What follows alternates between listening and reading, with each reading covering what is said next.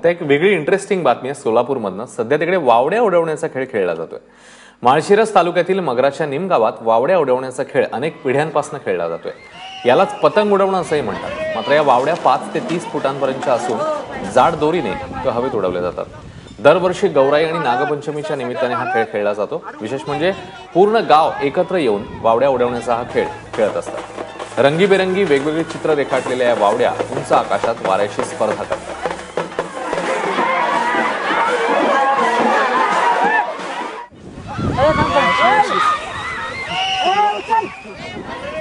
आणि निमगाव मगरमधील या वावड्या उडवण्याच्या परंपरेची माहिती घेतली आहे आमचे प्रतिनिधी सुनील दिवाण यांनी। पाहूया। विविध परंपरा हीच खरी महाराष्ट्राची ओळख आहे। अशीच एक परंपरा माळशिरस तालुक्यातल्या निमगाव येथे खेळली जाते। वावड्या उडवणे, वावड्याचा अर्थ अनेक आहेत, पण इथं वावड्या या मोठमोठे पतंग याला वावड्या म्हणतात।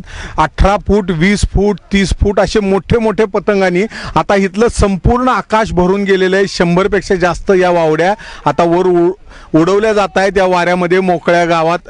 आपण यांच्याशी बोलूयात, गावकरी आहेत आपल्यासोबत। ही परंपरा वावड्याची काय, नेमकी वावडी म्हणजे काय आणि ही परंपरा कधीपासून चालू आहे? पूर्वीच्या काळी आता जे आपण सडा म्हणून वापरतो किंवा त्याला दोरी म्हणतो, तर त्याऐवजी पूर्वी तारा वापरायची आणि सुमारे 25 ते 30 फूट उंचीच्या अशा आवाढव्य वावड्या त्या काळात असायच्या। ही जी वावडी उडवण्याची जी कला आहे ही माझ्या माहितीनुसार बांबू जो असतो, वेळू म्हणतो आपण त्याला, त्या वेळूच्या कामट्यापासून ही वावडी तयार केली जाते।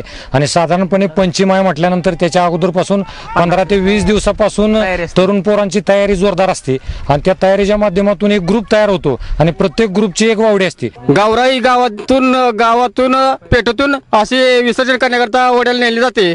त्यावेळेस त्या गौरी बरोबर सर्व वावड्या त्या पाण्यामध्ये विसर्जन करून आपापली मुलं प्रत्येक घरी निघून जातात।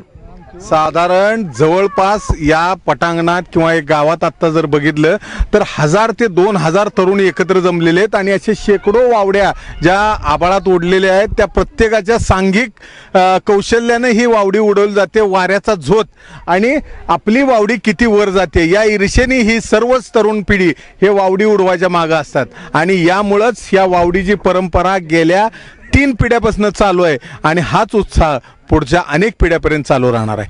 निमगावहून कॅमेरामन सचिन जाडेसह सुनील दिवाण, एबीपी माझा।